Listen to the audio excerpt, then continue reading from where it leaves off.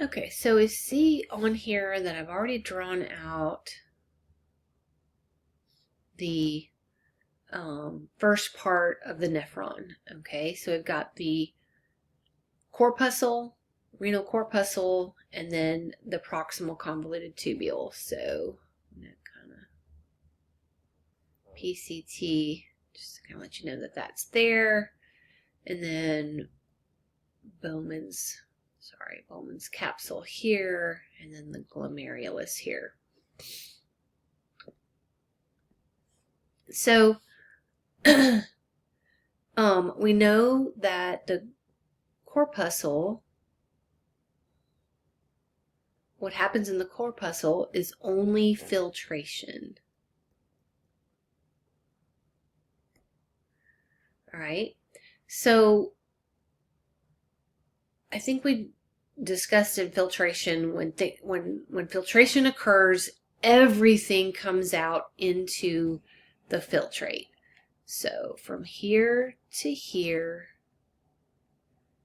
is everything, and that creates the filtrate. So everything except blood cells and most proteins, because they're too big. They're too big to get through the fenestrations of the capillaries into the Bowman's capsule or whatever. So so in here is filtrate, and everything else is in there. So everything. So that means glucose. That means sodium. That means potassium. That means, let's see what else. Bicarbonate. That means bicarbonate is negative, I think. Sorry about that. So bicarbonate, amino acids is in there. I said glucose, chlorine, magnesium, calcium, water. All those things, just as a brief list, all those things are filtrated into the filtrate, okay, into Bowman's capsule. Okay, so once we have the filtrate here, all this stuff is in there, and hopefully you realize that if all that stuff that's in the filtrate goes all the way through the nephron and creates urine, and we pee all of that out, we're going to be in trouble. Okay, so most of that stuff is going to be reabsorbed. So it's going to be reabsorbed starting in the proximal convoluted tubule all the way through the descending and ascending loops of Henle into the distal convoluted tubule over to the collecting duct. Okay, so most of that stuff is reabsorbed, and 70% of it, so of reabsorption, occurs in the proximal convoluted tubule. Okay, so we're going to look at a cell. So a cell of the proximal convoluted tubule. So let's look at that cell. So we've got the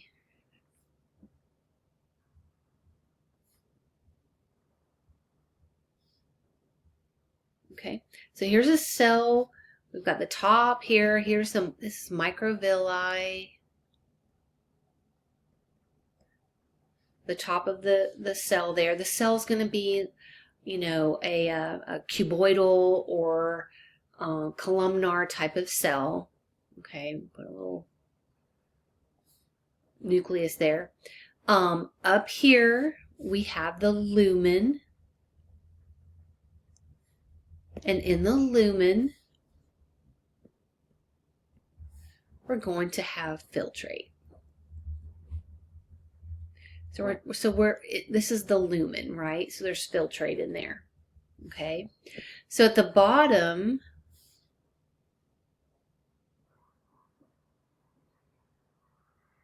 here, so the bottom of this cell, there's the basolateral membrane. So there's the sort of the basement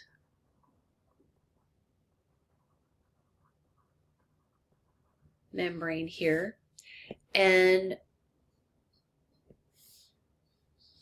let's see, hold on. So we've got sort of the interstitial space here. And remember that this whole area, these tubules, are surrounded by paratubular capillaries, right? Okay, so down here, we've got our paratubular capillary because we're reabsorbing this stuff back into the blood. Okay. All right, so reabsorption, we're reabsorbing all of these things, and a lot of this reabsorption, or most of it, is going to be dependent on sodium. So sodium, sodium is out here in the filtrate. Okay, its concentration gradient is going to go towards inside the cell, just like any cell, right? And if we use, as far as reabsorbing nutrients, we're going to use glucose as our example. And with glucose,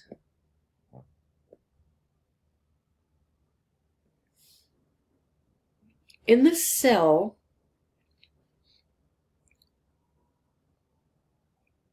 we have a transporter. And this transporter is called the sodium glucose transporter, or SGLT,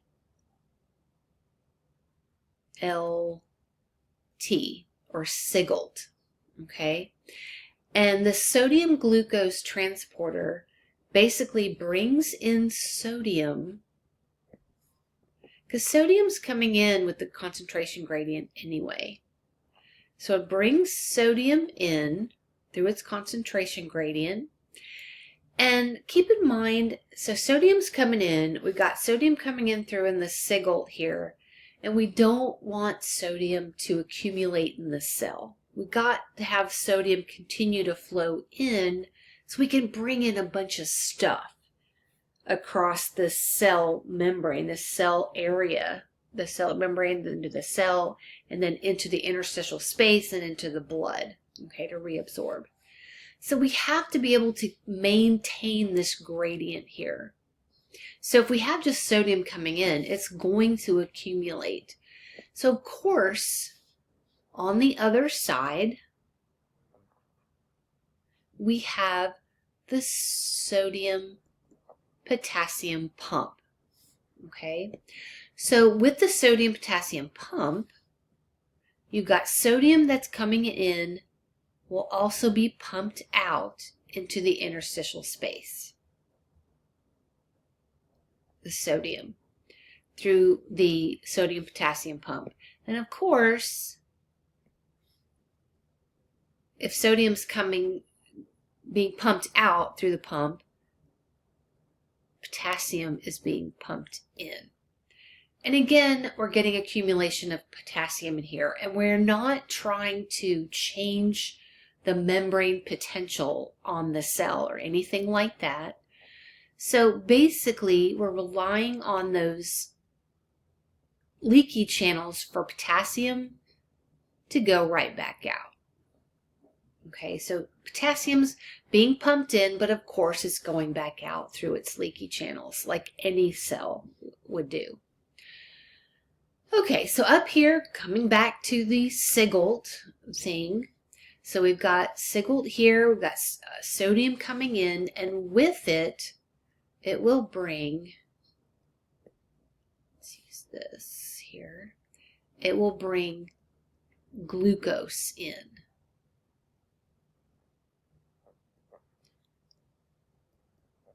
So here's glucose coming in. And again, don't want glucose to accumulate in the cell. We want the glucose to continue to want to go into the cell. So on the other side, there exists another transporter called glut. And there are many types of gluts. Glut 1, glut 2, glut whatever. I have no idea what it is, but it's a glut transporter anyway. And the glut transporter then transports glucose into the interstitial space. Okay? So now we have sodium in the interstitial space, glucose in the interstitial space. What happens to it? Goes into the blood. And so does sodium. So now we have reabsorption of sodium and reabsorption of glucose right now. What else moves, do you think? Well, guess what? Where should we do this? Water. Water will follow the solute, right? So water comes in, follows the solute into the cell, and of course the solutes are going into the blood or into the interstitial space in the blood. It does the same thing. So water will move by osmosis. So water follows the solutes. So now we get reabsorption of water. Okay? So as this is occurring, you need to understand that the osmolarity of the filtrate is decreasing. So osmolarity of the filtrate is decreasing. So what does that mean? Well, that means that the filtrate is starting to become more concentrated. Why? Because of the movement of water. Water is moving out of the filtrate, out away from the lumen and into the cell and into the bloodstream. So we're getting reabsorption of water. That is making the filtrate, even though there's solutes leaving the filtrate, not all solutes are leaving the filtrate. Remember, not only, but 70%, which is a lot, but there's still 30% of the filtrate or the solutes still in the filtrate. And then water, of course, is moving too. So that is making the filtrate more concentrated. Okay, that is a very important concept for looking at reabsorption and all that through the rest of the nephron, through the descending and ascending loops of Henle and the distal convoluted tubule over to the collecting duct. Okay, so these transporters here, are they infinite? Are there just a million transporters all the time? Well, guess what? No. So we need to discuss what happens when we don't have any more transporters.